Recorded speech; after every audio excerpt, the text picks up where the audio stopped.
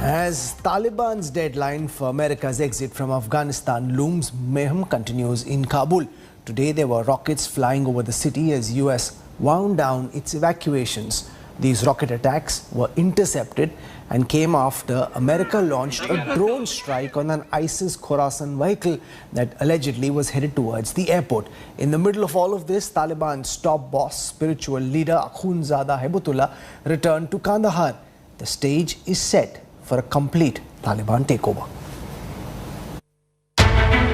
Car on fire. Residential buildings damaged. Absolute chaos and panic. Kabul residents woke up to sounds of rockets flying over the Afghan capital on Monday. As per local media reports, multiple rockets were fired from a vehicle in Khabar Khane lab area towards the Kabul airport. The incoming rockets were, however, intercepted by the US anti-missile defense system installed at the airport. Witnesses say at least one of the rockets struck Salim Karwa neighborhood near Kabul's international airport. US officials revealed as many as up to 5 rockets were repelled. India today is the only channel tracking the rocket attacks. The impact site was strewn with splinters and debris of rocket.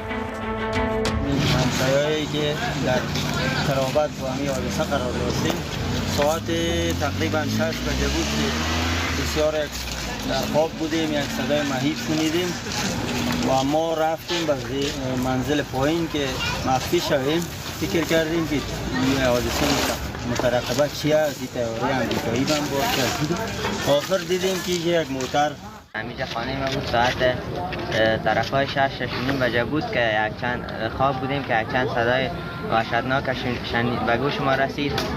نفهمیدیم که صدای چی بود و وقتی که صدا خلاص شد دیدیم که موتر در گرفت ما.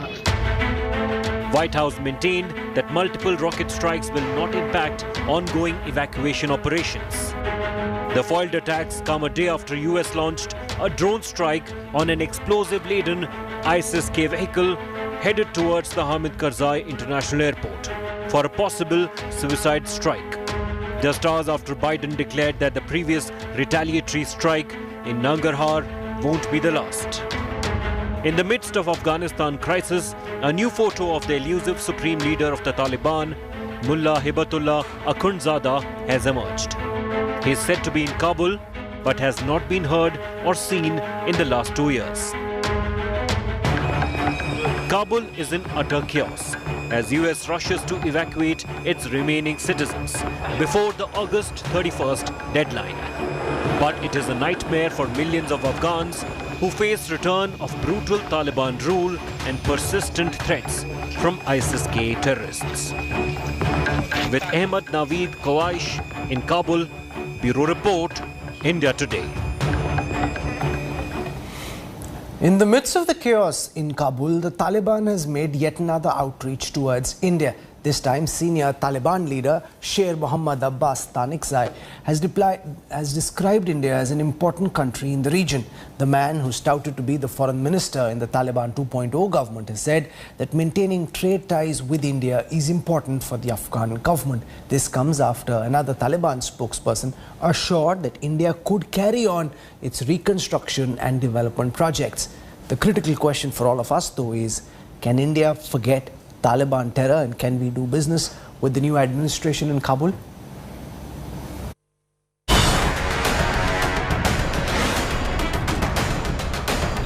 As the Taliban government takes shape in Afghanistan, a senior member of the Taliban leadership, Sher Mohammad Abbas Tanikzai, has said that the group wants to maintain trade, economic and political relations with India.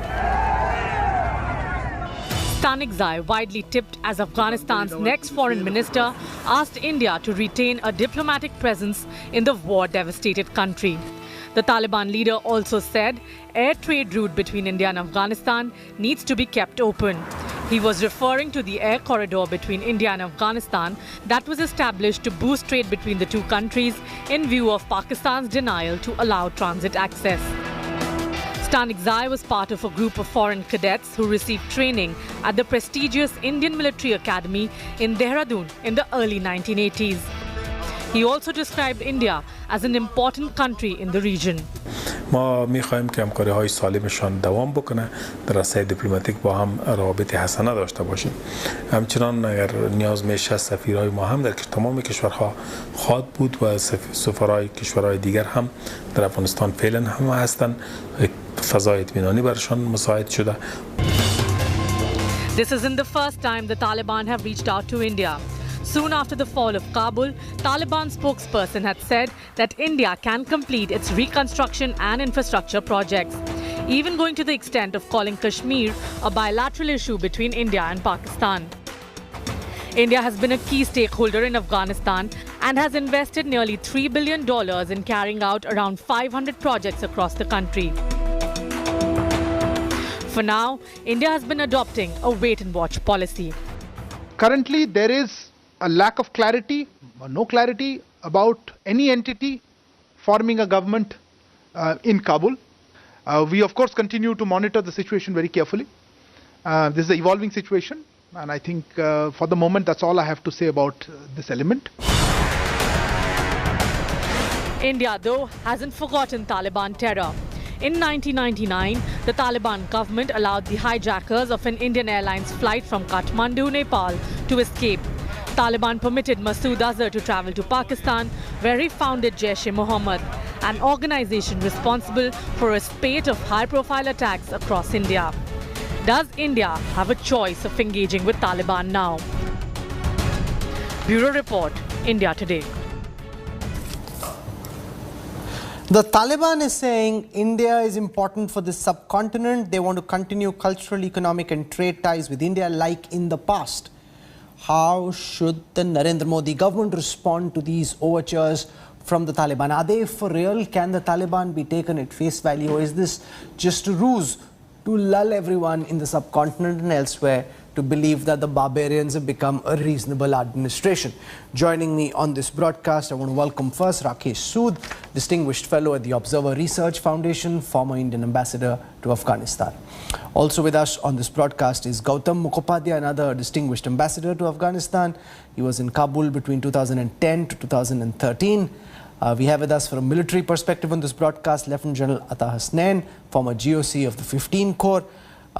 We have Kabir Taneja joining us. He's a fellow Strategic Studies program at the Observer Research Foundation. He's written a book on the peril of the ISIS.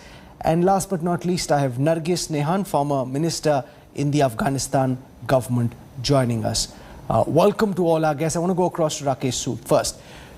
There was an interview done by one of our colleagues with a Taliban spokesperson where the Taliban seems to be sounding reasonable, talking about India continuing its reconstruction activities in Afghanistan. Stanikzai, who has a long association with India, says that India is important for this subcontinent. The Taliban wants to continue cultural, economic trade ties. Do you believe the Taliban spokespersons when they say this, Ambassador Sood? Would you take them at face value? How should India react to these overtures? Welcome. Well, thank you. But I think that if I remember right, Mr. Stanikzai was Deputy Foreign Minister during the previous Taliban regime when the 1999 IC-814 hijacking took place. Okay. So I don't see, well, it's a positive statement that we hear today, and we shouldn't hold the past against whatever is happening now. But at the same time, I don't think that policies can be based on the FOMO factor. You know, it's not a question of fear of missing out. We have to wait. We will see whether this policy is backstopped by actions on the ground.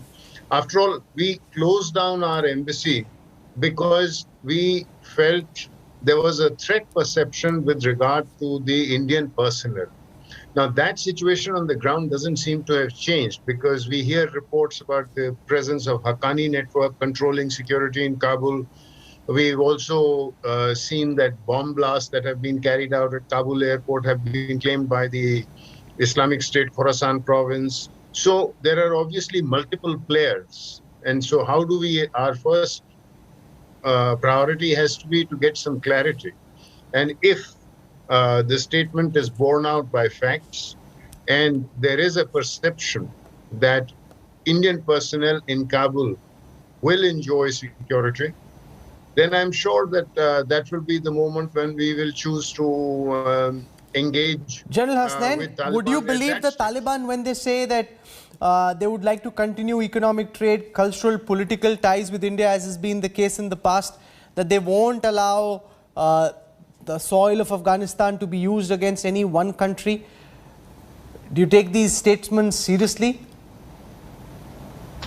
See, Rahul, I endorse every word which Ambassador Sood has just mentioned.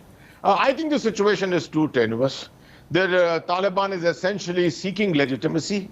And in the subcontinent, who can better give legitimacy than an engagement with India? So obviously, they are seeking that kind of a situation. India's voice is important.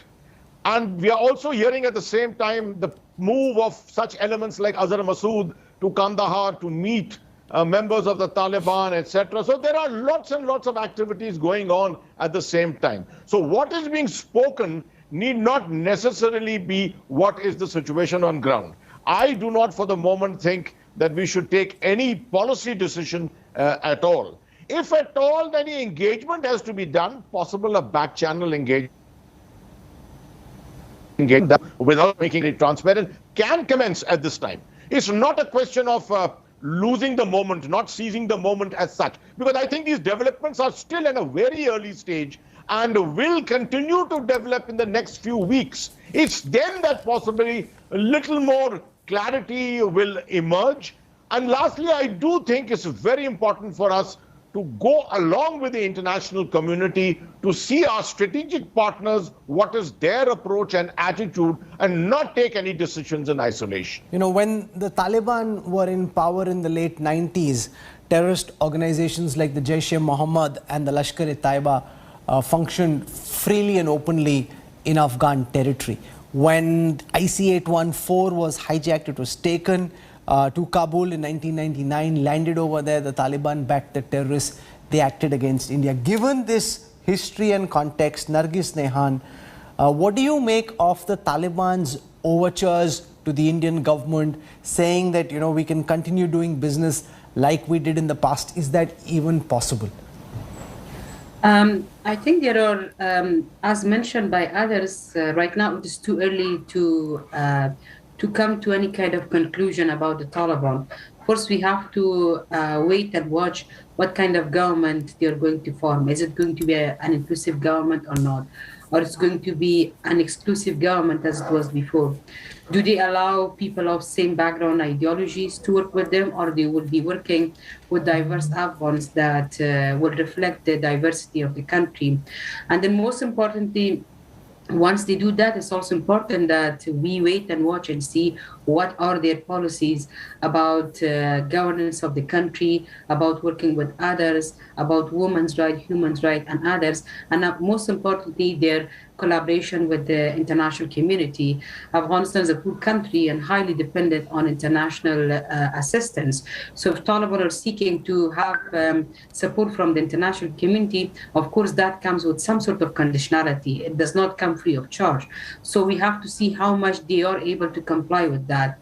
The only positive sign that I do see in this process that they're seeking to establish a good relation with India is that, first of all, seeking legitimacy. And I think India is one of the main players in the region that if they manage to establish a good relation with India, that will help them us with their legitimacy. And secondly, also, to basically demonstrate in action their independence, that they're not too dependent on Pakistan, as many of us are thinking. So one of the ways could be that beside Pakistan, they also show that they're also working with India.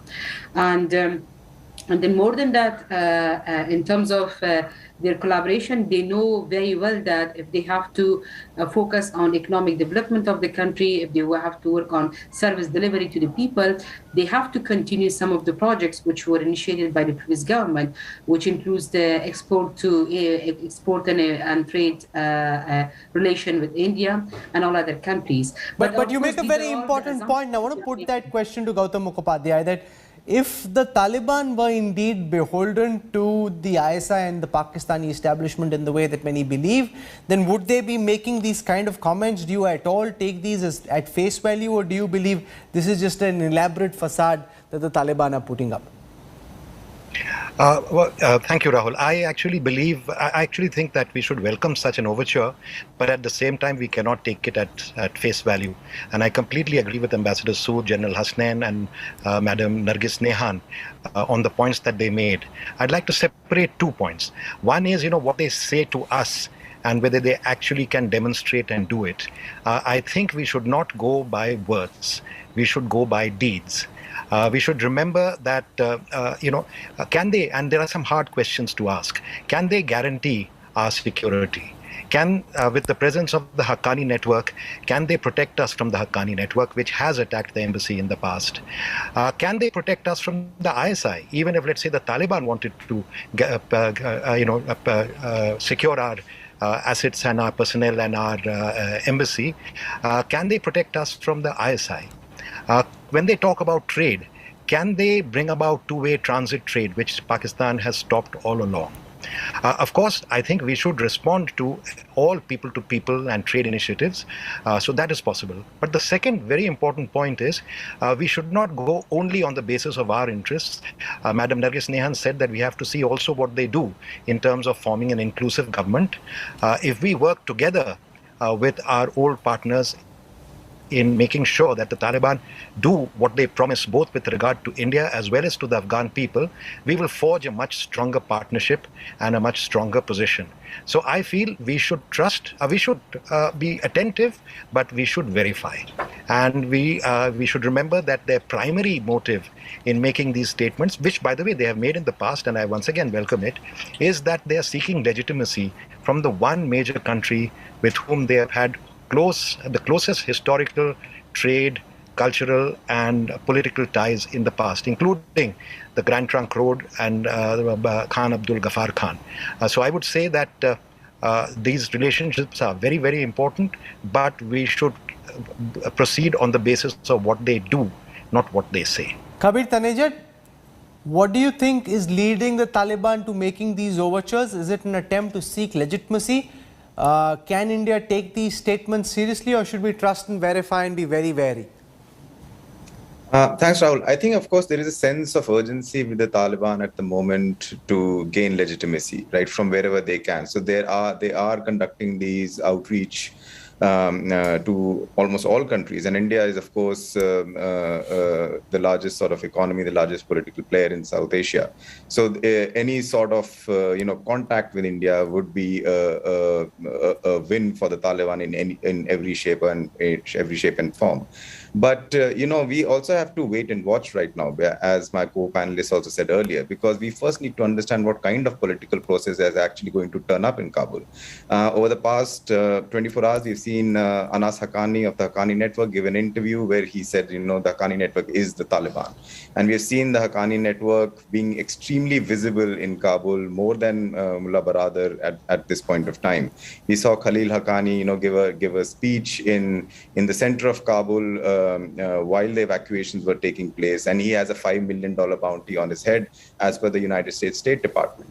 So, what kind of political structure is going to actually turn out, and what kind of outreach will then happen, is something that we will have to, have some patience and wait and watch. But that, of course, does not mean that we have no contact with the Taliban. I hope there is a clandestine effort to talk to the Taliban at this point of time, which I understand is there. But as far as official postures are concerned, it is we have to wait and watch and see what kind of political process ultimately prevails in Kabul. Waiting and watching is also important because the Taliban don't often live up to what they say. The Taliban assured the world that there would be a free press on their watch in Afghanistan. On the ground, though, the reality seems to be very different. A video of a TV news presenter with gun-toting Taliban fighters standing right behind him is going viral globally. The video shows a visibly frightened host of a political debate program reading from a statement from the Taliban. Journalists have been under attack since Kabul fell. Tolo News women presenters who made international headlines for interviewing Taliban spokespeople in an abaya have also left.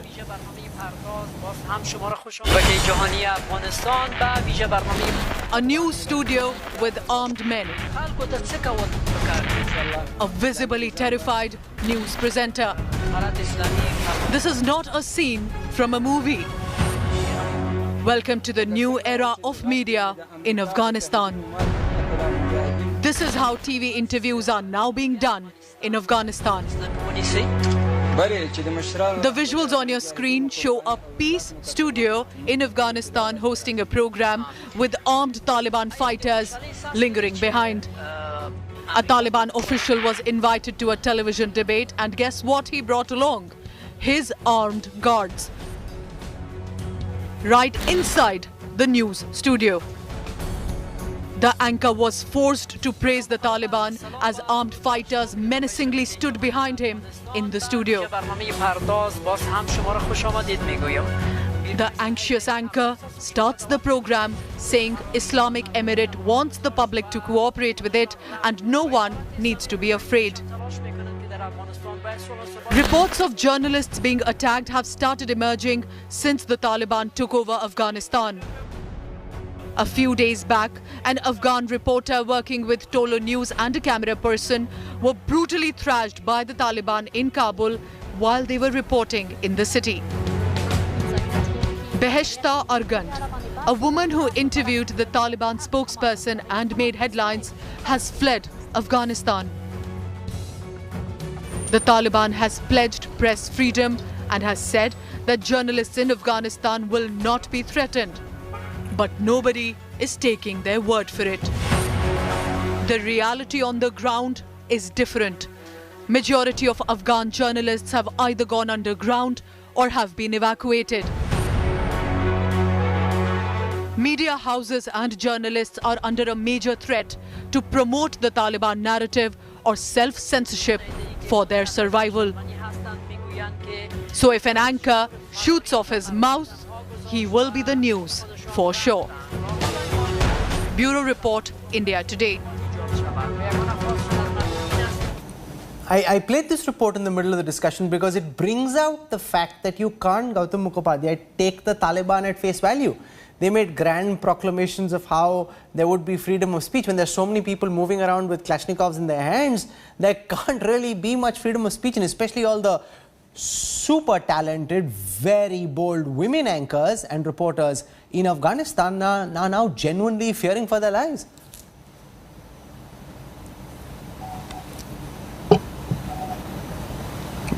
Mr. Mukhopadhyay?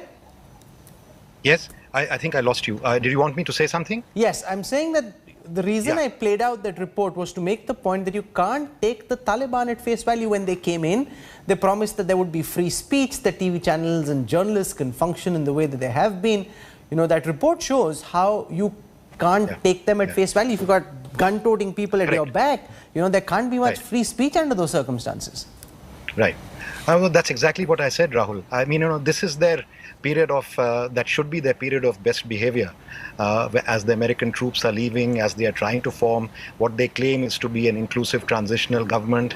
But even in this period, they're not able to, you know, prevent the kind of repression that we expect when the Taliban rank and file and the whole administration takes over, they haven't even been able to provide that minimal security. Until now, they were the terrorists. Now they are supposed to protect the city from terrorists, but they're not even able to provide that kind of security to prevent suicide attacks and rocket attacks at the airport.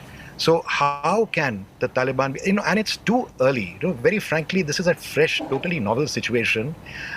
It is still changing from day to day. We have no idea what will happen tomorrow. Don't forget, there is also a resistance left of the Islamic Republic. While it may be territorially confined to the Panjshir Valley, there is a lot of strong sentiment behind them, and that can be seen even in the way thousands of Afghans are fleeing the country rather than stay on under Taliban route. So, I think it's very early days. We, as everyone has said, we have to watch it and wait and see. We have to judge their conduct, not by their words, but by what they do. And we should keep an open mind if they are, if they do move towards a genuinely inclusive transitional government and share real power with all those who should be included. That includes the ethnics, women, other political leaders, the broad progressive principles of the Islamic Republic, the gains of the last 20 years. By all means, then we should respond. No, but Kabir Taneja, what are the signs you're picking up from the ground? This idea that there should be an inclusive government in Afghanistan, is that even possible given the way things are panning out? Is the more political, more moderate wing likely to get along with the likes of the Haqqani network and the others who are more brutal in their means? Look, it's very difficult to say at the moment. Of course, there are going to be pockets of heated debate, to say the least, within the Taliban on what kind of structure, what kind of laws, what kind of political systems are eventually going to govern Afghanistan. Look, we also have to remember that in the past year and a half to 2 years, the Taliban has ran its own intra-Afghan dialogue within Afghanistan. They've done many deals and understanding with local warlords, local tribes, and so on, and tribal elders, and so on and so forth, including Shia Hazaras and Tajiks and Uzbeks, and how all those patchworks that have been constructed over the past year and two are going to actually play out when the Taliban do start governing, which they will have to at some point. Then we will actually get to know what the reality is and how actually cohesive a unit the Taliban is. I mean, as I said earlier, the Haqqanis are very, very visible in Kabul right now. And the fact that Anas Haqqani today in an interview has said that we are the Taliban, that makes you wonder that a section of the Taliban, which was largely sort of given the merit of a very successful military command of the Taliban, is now vying for a significant political space within Kabul right now, adds more questions than answers. So I think again we'll have to will the Taliban hold as one Rakesh Sood as they did during this new conquest of Afghanistan? Or do you think these fissures, some along ethnic lines, some along regional lines, some along just who gets to control the shots, will those come out very strong over the next few weeks and months, making it difficult for the Taliban to hold together as one union? If I was to make a forecast, Rahul, I think I would agree that the Taliban no longer have the same kind of unified command. That is why we have perhaps not seen the Amirul Momineen Mullah Haibatullah Akhundzada take a leading role in terms of issuing instructions or issuing edicts or anything like that. In fact, if anything, he has been more of a recluse. We see statements coming out from those who presented a public face out of Doha. We have seen some other statements coming out of other people. But the fact remains that there is a Quetta Shura, there is the Doha group, there is the fighters on the ground, there is the Haqqani network, there is also Mullah Umar's son, Mullah Yaqub, and there are also a number of foreign militants there, starting with the Tehreek-e-Taliban Pakistan, with elements of ETIM, with elements of IMU, with elements of Lashkar-e-Jhangvi, Lashkar-e-Islam, and so on. So there are a number of different entities. Now, as long as they were fighting together, hand in hand with the Taliban field commanders.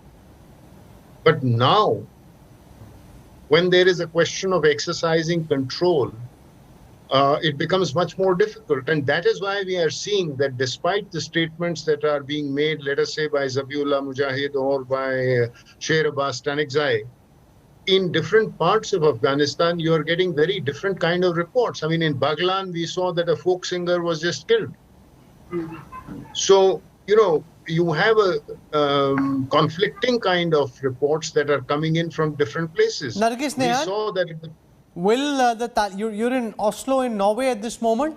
In your view, sitting from where you are and viewing developments in your country, do you think the Taliban will hold as one, or do you think more and more fissures will emerge which will make the Taliban fight amongst their different factions? I mean, lack of cohesion is something among the Taliban which is becoming more apparent. I think the reason that they have not been able so far to come forward with many of their policies, internally what we are hearing from some of their members, they have to balance between the expectation of their fighters and as well as expectation of citizens. Of course, many of their fighters are expecting them that they should implement the very regressive Sharia law, but then they also know that the citizen will not approve that and will not accept that. And right now they are discussing how they can take care of that. But then we are also hearing, for example, in Paktia, where there are some of the women group that we talk to them, already they're being approached by the Taliban, and they have said that you can come back to your work and you can start your normal work. There's no restrictions from our side. But then you're hearing from Baghlan that they have killed a singer.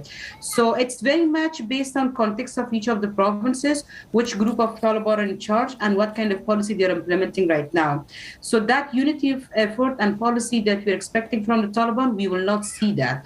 And later on, and slowly and gradually, they are going to have a lot of fallouts and differences and divisions among themselves once they get into actual power and begin to share power among themselves beside the others. So that's going to become more apparent. And then another thing that we need to remember is that Taliban has never been a political movement. They have been an armed group. So for them suddenly getting this power, coming to this power and they don't have any program for governing the country. So even if you ask them how they're going to rule the country, how they're going to take care of the economy of the country, how they take care of the providing services to the people in terms of dealing with the international community, they have no idea about. You make an important point, because General Hasnain, when you're fighting a common enemy militarily, even if there are differences amongst the different factions, you tend to pepper over them and stay united. But when you're in power, then the spoils of power historically are what create new fissures. Do you think from your military perspective that the Taliban will hold together as one? See, Rahul, a lot will depend after the 31st of August, the deadline being there tomorrow. I think a new chapter may perhaps begin all over again. And you are absolutely right, when you are facing a common kind of an adversary, some kind of a unification does take place. But we are perhaps missing out the factor of Pakistan in this. You see, Pakistan has got huge stakes here and it's invested a lot in Afghanistan. And therefore, in the negative Pakistan. And therefore, it will work over time to try and bring about some kind of a unity. Because Pakistan since 1980 has been in this game and would not like to see that all the stamina and all the patience that it displayed vaporizing all of a sudden just because the Taliban is not unified. So I do foresee a lot of hard work going on from the Pakistani side, because the revival of their good old agenda of promoting radicalism, Islam, this entire region as a part of its overall grand strategy towards Kashmir still continues to stand. And therefore, I think the Taliban unity in that light, the Taliban unity will be a very important aspect. I want to show our viewers what's happening inside Taliban at this moment, not just Kabul, but elsewhere too.